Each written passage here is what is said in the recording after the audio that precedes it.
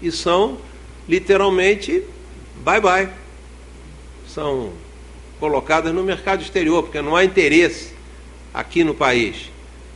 As sintéticas são relativamente abundantes, mas como elas se parecem, inclusive na análise, determinação mineralógica, a sintética e a natural são idênticas no processamento que foi citado ali, através de aparelhos, como ele citou, uma brincadeirinha aqui, um polariscópio, depois eu posso até distribuir um equivalente a polariscópio, que são polarização da luz, etc, etc.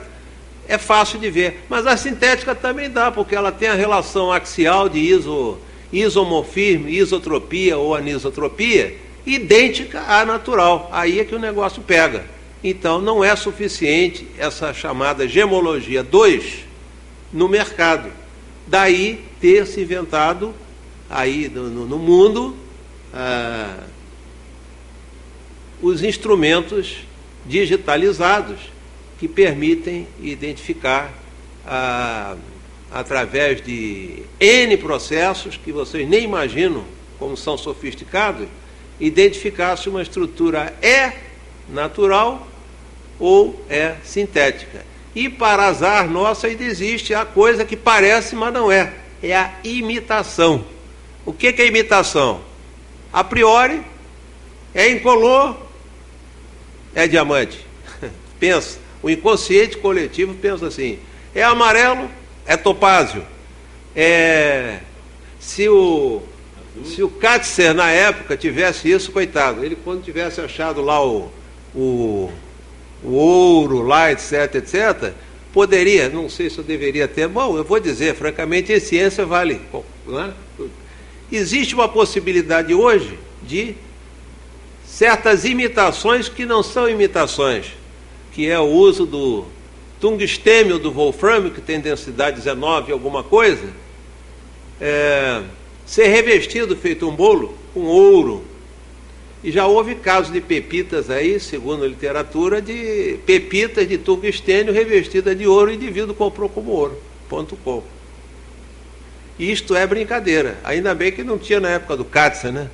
Eu acho que ele sabia que o wolframio, o tungstênio, tinha uma densidade, e o do ouro não tinha essas coisas. E outras coisas mais que realmente são bem complexas, que é exatamente essa questão dos tratamentos que são feitos em pedras, não é? Tratamentos. Então, existem, por exemplo, casos de diamantes que a pessoa, digamos, leva uma classe, porque existe um padrão internacional, ele comprou aquilo como top color, existe uma série de números, começa com a letra D, vai até Z, etc. Mas a pedra, na verdade, na natureza, ela era brown, marrom. E por meio de radiação, ela se torna colorless, ou incolor. Fantástico, não é? O detalhe todo está numa coisa chamada nível, pode até criar uma sigla. Eu até criaria NEC, nível de ética contextual. Se existir isso, tudo bem, não tem problema. Deveria vir acrescentado diamante marrom com tratamento por radiação e com, nas inclusões que são as estruturas de origem, de gênese, já existe um laser verde, que pode fazer com que ela desapareça a estrutura sólida interna e ela passa a ser uma pedra chamada loop clean, ou pedra sem inclusão. Incrível, é a mesma coisa que desossar um frango, tirar o ossinho e só ficar o frango sem osso. Então fica incolor e sem jaça. Aí o valor é exponencial. Isso existe. Então esse detalhe aqui que está sendo colocado seria o avanço vamos dizer, da ciência nos dias atuais. Quer dizer, já não é possível se falar em estudo de gemologia. Na gemologia 1 clássica, ela já está hoje altamente desenvolvida. E existem órgãos aí como a International Standard Organization, que cria padrões. O IMETO está trabalhando, inclusive, para fazer um selinho, uma norma, para ver se, não é, a pessoa há uma credibilidade maior. Porque, francamente, do jeito que está, a gente vê aí um anel bonito e tal, as pessoas, eu diria mais as morenas aí, né? As morenas não gostam mais, nem as louras, não é o melhor amigo das mulheres, o diamante, né? Infelizmente, porque parece, mas elas não são. Então há muito o que fazer nessa área, além de separar também, agora me permito, colocar mais um item, que é as terras raras. Eu li semana passada um artigo que o Instituto, pode citar o nome, Instituto Fraunhofer da Alemanha, foi escolhido inclusive por órgãos acho que é o Ministério, foi do representante do Ministério das Minas e Energia, ganhou um prêmio lá inclusive, porque é o Instituto de Ciência, Tecnologia e Inovação de maior credibilidade do mundo. Então, tradicionalmente, a China fazia isso, a separação dos dezenas de minerais compostos nas terras raras. Mas esse instituto está individualizando na tabela periódica dos elementos cada Alemanha, Instituto Fraunhofer, tá? Então, vejo citado aqui, ali e tal, na pesquisa que eu recebo, e-mails, etc., bibliografia, mas não vai para o dia a dia, assim, então o pessoal não sei, não divulga-se, mas não divulga como deveria. Então, nós temos pela frente, desde a época lá do Katzer, fez muita coisa, mas o que tem para fazer talvez cresceu exponencialmente, principalmente as novas gerações, que não, principalmente na época que o professor citou, um velho professor, foi citado aqui, né, na palestra, o Staviaski, Museu Nacional. Existia uma seção no Museu Nacional que atendia a crianças, adolescentes e outros interessados. Esse aspecto aí nunca vai se formar futuros geômetras aí se não mexer na geometria da natureza. Eu vejo livros aí, por exemplo, sobre estudo ou retângulo, ou triângulo, o quadrado, o losango, livrinhos sobre isso para crianças. Mas por que não pegar um mineral, uma pirita, por exemplo, que se cristaliza no sistema cúbico, é um cubo, e botar as crianças tocando as facetas, ângulos, arestas, etc., já ensinar, dar desenvolvimento isso. Me parece que isso está uma coisa assim completamente abandonada. Então, faz brinquedinho de isopor, etc., mas a professora não sabe, não é crítica, é um comentário. Ela não sabe realmente, é bonitinho, tal, questão dos sistemas cristalinos, básicos, 7 sistemas. Ninguém associa coisa com coisa. Então, é um setor que se fala em criar futuros interessados, quer dizer, precisa urgentemente de geólogo. Mas eu acho que breve a gente vai ficar igual aí esse dos médicos, né, que vai precisar muito. Ou fica parado, porque não há profissional suficiente para um país do tamanho do Brasil, e principalmente pelo que a gente está vendo nessa área de pedras preciosas, que fala-se pouco. Há órgãos aí interessados A, B, C, D, mas fica um negócio meio... não a nível de ensino, me parece. Eu desconheço. Pois não.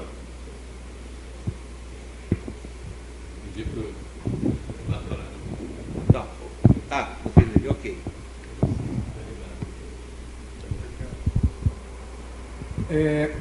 Alô? Tá funcionando? Tá funcionando? Tá funcionando. Obrigado. Essa questão, meu nome é Ibado Santos Silva, eu sou chefe da DEA, né? Estou falando porque é por causa da Web TV. Essa questão da desvalorização dos nossos recursos minerais, isso, é uma coisa que é bastante preocupante. Isso, muito. Eu sou da área da engenharia ambiental e nós, lá na DEA, nos preocupamos muito com a questão do reaproveitamento, né? Da construção de coisas que possam voltar a ser consertadas e retirado aquilo que não está servindo para ser reemplaçado e não ser jogado tudo fora, como, por exemplo, acontece com os lixos eletrônicos, na qual tem ouro e metais preciosos, perfeito, e que são jogados fora, né? Ao invés de serem reaproveitados, virarem lixo. Mas também vejo, em tudo isso que foi falado, que o Museu Goel, lá do Pará, ele passou por várias crises, né?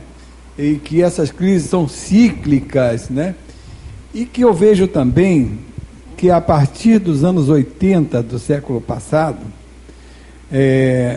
quando houve aquela assim, avalanche de neoliberalismo, se desmontou o Estado. Se desmontaram os Estados, né? Foi uma política determinada. E nesse sentido, o mais desvalorizado, o que mais foram demitidos no tais de PDV, na época, né, plano de demissão voluntária do governo, foram pessoas da área da engenharia, certo, e professores. Isso. Então, isso provocou a crise que nós estamos vivendo agora. Nós estamos querendo médicos, mas não tem hospital. É verdade. Então tem que botar médico estrangeiro, mas não tem hospital, né? Pela mesma coisa. Houve um desastre aqui na região serrana, eu e Benedito sabemos bastante disso, não tem geólogos. Isso, correto. Então é uma questão que ela está vinculada a toda uma história. Essa história realmente me interessou, eu vim aqui, né? É uma história que interessa, porque a pessoa que não sabe a história disso tudo, ela não pode ter conhecimento do futuro. Como é que ela vai construir alguma coisa? Sem saber o passado. Sem saber o passado, sem saber. Como é que ela vai entender o presente? Né? Então, eu vejo que essa questão é uma questão que tem que voltar. Nós temos que procurar reestruturar o Estado. É o Estado, tem que ter uma reestruturação. Eu acho que a reforma política é importante. Eu acho que tem que ser assim mesmo. Tem que, sei lá, fazer um plebiscito, sim. Fazer uma coisa bastante transformadora. Mas também tem que reestruturar o Estado. A engenharia ser novamente revalorizada, a geologia, toda essa área. Porque nós, volto a dizer, só para terminar, que eu acho que estou tomando bastante tempo. Os recursos minerais não são renováveis. Nós temos que preservar. Não fazer a coisa desvalorizada para exportação, para depois voltar um importado elaborado. Eu Perfeito. Acho que é por aí. Acho que tem que procurar ver o que fazer, como fazer, para procurar valorizar o que é nosso. E terminando, né, eu estou vendo que não estou fazendo nenhuma propaganda de governo, pelo amor de Deus. Tá? A questão é que eu participei na Rio Mais 20 e vi que está se implantando uma política de Estado, que é diferente, de reaproveitamento. Né? Reciclagem, de reaproveitamento também. Ou seja, não só reciclar, mas também reemplazar, como eu falo em espanhol, tirar aquela peça que não está servindo e colocar outra nova e ficar voltando a usar aquele aparelho. Né? Principalmente o que eu mais lixo agora é o celular, o eletrônico, essas coisas assim, computador. E então o Ministério do Meio Ambiente está muito preocupado. Só para dar dois exemplos, né, que é de consumismo, ele está muito preocupado com essa questão do consumo, desse consumo desenfreado. Nós não podemos deixar implantar no Brasil um consumo como se envolveu nos países desenvolvidos, principalmente nos Estados Unidos. É um modelo que não serve para nós. Né? Então, aí, só para dar dois exemplos. O caso que foi passado, da propaganda do McDonald's e da propaganda da Coca-Cola, que foi levado lá. Conseguiu-se fazer um acordo para que o McDonald's demitisse o palhaço. demitisse o palhaço e não fazer mais propaganda para crianças, né? Aí vem os outros fast foods, né? Querendo pegar o lugar do McDonald's. Também não deixou. No caso da Coca-Cola, também não se dirigir propaganda para crianças, né? A Coca-Cola, ela tem muito açúcar, gás e ela produz, é nocivo. Então, não só a Coca-Cola, diga-se de passagem, não é só a Coca-Cola. São os refrigerantes, de uma maneira geral, né? Correto. Então, também a Coca-Cola, se viu agora na Copa das Confederações, ela não fez propaganda dirigida para criança. Ela fez propaganda dirigida ao jovem. Inclusive, ontem eu fiquei notando, porque só passou a propaganda da Coca-Cola quando começou o jogo de futebol, a partir das 10 horas da noite. Então, essa mudança, essa percepção, eu acho que a gente tem que procurar valorizar, procurar mostrar. Desculpa, foi uma palestra paralela, desculpa. Não, pode terminar. Não, para mostrar que estamos mudando, mas é preciso fazer força para que nós mudemos. Perfeito. Correto. Obrigado, Ibar. Obrigado. A gente já está bem adiantado, né? Já são quase 8 horas, eu acredito, e a gente não vai poder alongar muito, mas, evidentemente, que a gente precisa abrir para os que ficaram até agora aqui, né? Valentemente, né? Estoicamente até agora, para que quiserem fazer alguma manifestação, alguma pergunta. Eu quero agradecer aqui a presença do subchefe da Diretoria Técnica de Recursos Minerais, da Divisão Técnica de Minerais, DRM, que é o meu amigo Aquino Arantes, né? Tomás Aquino Arantes, que está aqui presente, como sempre, prestigiando aqui os nossos eventos, né? E ele que está aqui providenciando uma palestra super importante sobre o pré-sal, que vai ocorrer aí no final de julho, né? Aqui, dia 23 de julho, aqui no Clube de Engenharia, tá? Então, vocês já fiquem sabendo, vamos começar a divulgar, porque pré-sal é muito importante para o nosso país. Então, ele tem um conhecimento, a pessoa certa, ideal para falar sobre esse assunto que ele está trazendo aqui para a gente. Então, eu quero ver, você queria falar, depois o Aquino, dá um pulinho aqui, porque como tem gravação, isso depois vai para o portal do Clube de Engenharia, e do portal é divulgado para o mundo inteiro, porque acaba no YouTube, e aí há necessidade desse cuidado, tá? Para que as pessoas não fiquem perdidas. Quem que falou? Falou o quê? Fala o seu nome e a sua pergunta. Eu vou pedir para você não se alongar muito, tá? 3 minutinhos, dá para falar? Nome? Eu devia te imitar porque você pega sempre no meu pé. Nome? Eduardo Hingst. Hoje eu sou engenheiro mecânico, civil e